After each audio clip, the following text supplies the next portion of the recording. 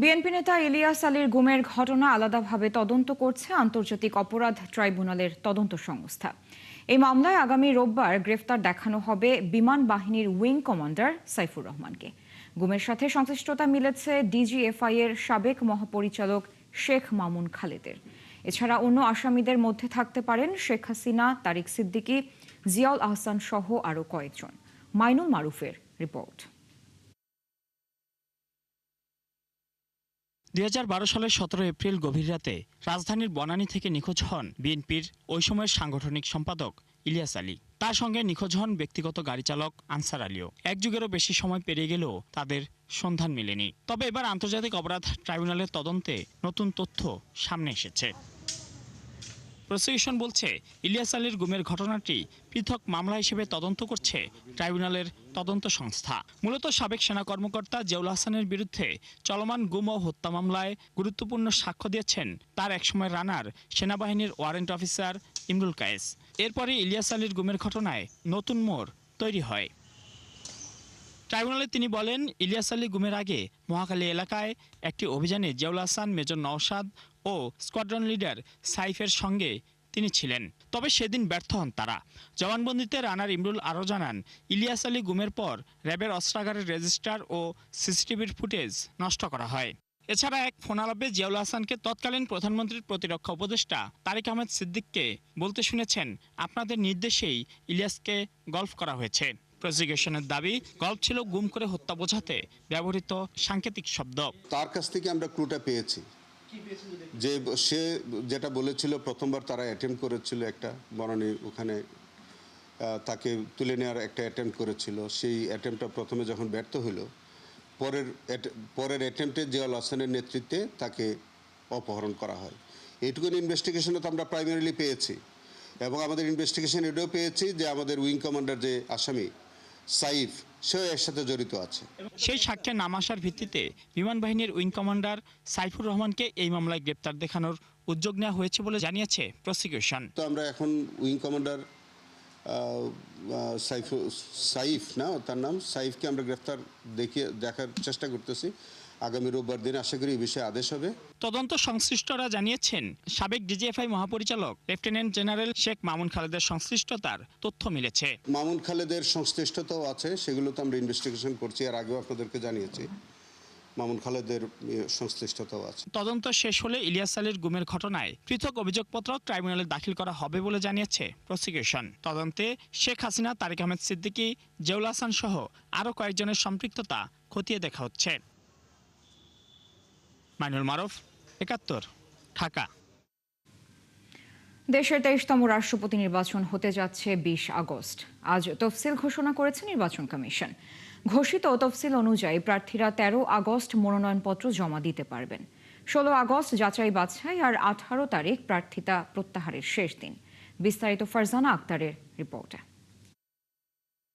শারীরিক অসুস্থতার কথা জানিয়ে গত ২৪ জুলাই পদত্যাগ করেন দেশের ২২তম রাষ্ট্রপতি মোহাম্মদ শাহাবুদ্দিন। সংবিধান অনুযায়ী পরবর্তী রাষ্ট্রপতি নির্বাচিত না হওয়া পর্যন্ত ভারপ্রাপ্ত রাষ্ট্রপতি হিসেবে দায়িত্ব পালন করছেন স্পিকার হাফিজউদ্দিন আহমদ। লিখিতভাবে জানিয়েছেন তিনি কি রোগে ভুগছেন এবং মাঝে মাঝে তিনি অচেতন হয়ে পড়েন।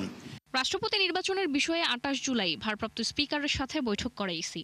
সেদিন সংসদের কাছে ভোটার তালিকা চাওয়া হয়। বৃহস্পতিবার সেই তালিকা ইসিতে আসলে বৈঠক করেন কমিশনাররা। বৈঠকের পর দুপুরে ইসি সচিব আখতার আহমেদ রাষ্ট্রপতি নির্বাচনের তফসিল ঘোষণা করেন। মনোনয়নপত্র দাখিলের সময় তারিখ হচ্ছে ১৩ই আগস্ট সকাল 10টা থেকে 4টা পর্যন্ত।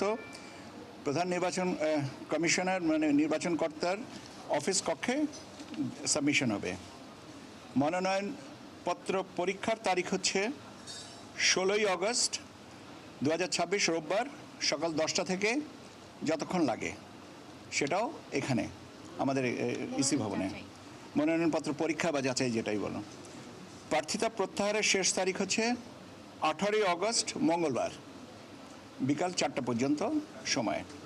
আর ভোট গ্রহণের তারিখ ও সময় হচ্ছে 20 আগস্ট বৃহস্পতিবার অপরাহ্ন 2টা থেকে বিকাল 5টা পর্যন্ত জাতীয় সংসদ অধিবেশন কক্ষে। নিয়ম অনুযায়ী প্রার্থীর সংখ্যা একজন হলে তাকেই বিনা প্রতিদ্বন্দ্বিতায় নির্বাচিত ঘোষণা করা হবে, আর একাধিক প্রার্থী হলে সংসদের অধিবেশন কক্ষে বিধিমালা অনুযায়ী ভোট হবে। রাষ্ট্রপতি নির্বাচন আইন 1991 এর ধারা 5(3) অনুযায়ী নির্বাচন কমিশনের সাথে মাননীয় স্পিকার মহোদয়ের আলোচনাক্রমে সংসদীয় গণতন্ত্র চালুর পর 1991 সালে একাধিক প্রার্থী হওয়ায় রাষ্ট্রপতি নির্বাচনে ভোট করতে হয়েছিল।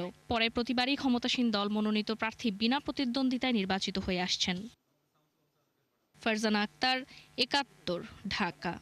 ক্ষুদ্র স্বার্থ হাসিলের জন্য অস্থিরতা ও ষড়যন্ত্র করলে কারো লাভ হবে না, বরং দেশের স্বাধীনতা চিরতরে হুমকির মুখে পড়বে, এমন সতর্ক করেছেন প্রধানমন্ত্রীর রাজনৈতিক উপদেষ্টা রুহুল কবির রিজভী। তিনি বলেন, পরাজিত শক্তি বিভেদ তৈরি করে দেশকে ধ্বংসের দিকে ঠেলে দিতে চায়। ভারতের নীতি নির্ধারকদের পরিকল্পনাতেই পলাতক ফ্যাসিস্ট শেখ হাসিনা সংবাদ সম্মেলন করেছে বলে তার দাবি। বিস্তারিত দেখুন মাহিলা ইসলামের রিপোর্টে। জুলাই বিপ্লবের শহীদ পরিবারের সদস্যদের অনুদান প্রদান ও স্মৃতিচারণ অনুষ্ঠানের আয়োজন করে মুন্সিগঞ্জের জুলাই শহীদ যোদ্ধা স্মৃতি সংসদ। অনুষ্ঠানে মুক্তিযোদ্ধা বিষয়ক প্রতিমন্ত্রী ইশরাক হোসেন চীন মৈত্রী সম্মেলনের কেন্দ্রীয় রাষ্ট্রীয় অনুষ্ঠানে গতকাল অনাকাঙ্ক্ষিত বিশৃঙ্খলার জন্য এনসিপিকে দায়ী করেন। তার দাবি, পরিকল্পিতভাবেই বিদেশি অতিথিদের সামনে দেশের ভাবমূর্তি ক্ষুণ্ণ করা হয়েছে। নতুন যে দলটি গঠন হয়েছে এনসিপি, তার নেতা সেই একজন মাননীয় সংসদ সদস্য, তার কিছু অনুসারীরা সেখানে খুব সুপরিকল্পিতভাবে গোলযোগ সৃষ্টি করে এবং এমন একটি অবস্থা তৈরি করে যে সেখানে আমাদের বাংলাদেশের সুনাম সারা পৃথিবীতে যে ক্ষতি হয়েছে সেটি অপূরণীয়। একই অনুষ্ঠানে প্রধানমন্ত্রীর উপদেষ্টা রুহুল কবির রিজভী বলেন, বিভেদ সৃষ্টি করে দেশের কোনো লাভ হবে না, তাই জাতীয় স্বার্থ প্রাধান্য দিয়ে সবাইকে ঐক্যবদ্ধভাবে কাজ করার তাগিদ দেন তিনি। তৈরি হয়েছে এই গণ অভ্যুত্থান যে চেতনা, এই চেতনা লালন করতে হলে ছোটখাটো ঝগড়াঝাঁটি এখান থেকে অতিক্রম করতে হয়ে আমাদের আসতে হবে। এটা যদি না আসতে পারেন তাহলে আবার কোনো চোরা গলি দিয়ে পতিত ফ্যাসিস্ট যদি উত্থান হয় তাহলে এই দেশে রক্ত গঙ্গা বয়ে যাবে। তিনি কাউকে বাঁচতে দিবেন না।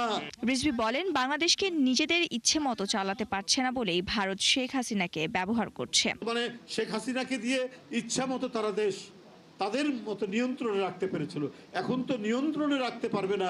এই কারণে তারা খুবই অসন্তুষ্ট।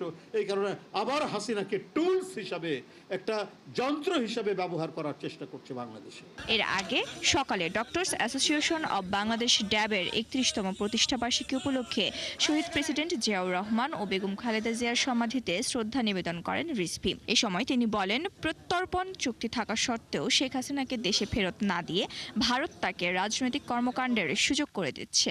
পলাতক ফ্যাসিস্টকে কথা বলার সুযোগ দেওয়া পার্শ্ববর্তী একটি দেশ, এটা আমরা মনে করি বাংলাদেশের স্বাধীনতার প্রতি অপমানজনক আচরণ করে। মাহিলা ইসলাম, 71, ঢাকা।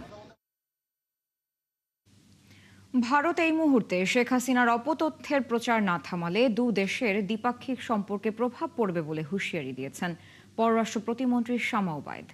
মন্ত্রণালয়ে এক ব্রিফিংয়ে তিনি আরও জানান, ভারতে বসে বাংলাদেশের বিরুদ্ধে শেখ হাসিনা অপতথ্য প্রচার করছে। নিজেদের অপরাধ ঢাকতে আওয়ামী লীগ সবসময় জঙ্গিবাদ তত্ত্ব সামনে নিয়ে আসে, যা দেশের মানুষ ও আন্তর্জাতিক মহল কখনোই গ্রহণ করেনি বলেও জানান প্রতিমন্ত্রী। গণতন্ত্র, মানবাধিকারের কথা আওয়ামী লীগের মুখে মানায় না বলেও মন্তব্য করেছেন তিনি। এই ধরনের ষড়যন্ত্রমূলক কাজকর্ম চালিয়ে যেতে থাকে এবং সেটা যদি ভারত সরকার এখনই বন্ধ না করে, এই মুহূর্তে বন্ধ না করে, তাহলে অবশ্যই সেটা বাংলাদেশের জনগণের জন্য একটা উদ্বেগের জায়গা তৈরি করে। আমরা চাই যে আমাদের সম্পর্ক, ভারতের সাথে আমাদের অনেক ইস্যু আছে, আমাদের দুই দেশের দ্বিপাক্ষিক অনেক ইস্যু আছে যেগুলো আলোচনার মাধ্যমে, ডায়ালগের মাধ্যমে, বৈঠকের মাধ্যমে সমাধান করতে হবে, সমাধানের প্রয়োজন আছে। সুতরাং অবশ্যই আমরা বসতে চাই, আমরা আলোচনা করতে চাই এবং সেইটি সিদ্ধান্তটা ভারতকে এখন নিতে হবে যে তারা এই স্বৈরাচারী ফ্যাসিবাদী যারা সাজাপ্রাপ্ত তাদের ভারতের মাটির তারা প্রথমত আশ্রয় নিয়ে আছে এবং তারপরে সেই বক্তব্যগুলো তারা এখনও তারা কন্টিনিউ করতে দিবে কিনা, অ্যালাউ করবে কিনা, সেই সিদ্ধান্তটা ভারতকে নিতে হবে। চলছে সংবাদ সংযোগ, সরাসরি সংবাদ অনুষ্ঠান দেখতে চোখ রাখুন ৭১ ফেসবুক পেজ এবং সাবস্ক্রাইব করুন ৭১ ইউটিউব চ্যানেল। থাকুন ৭১-এর সাথে।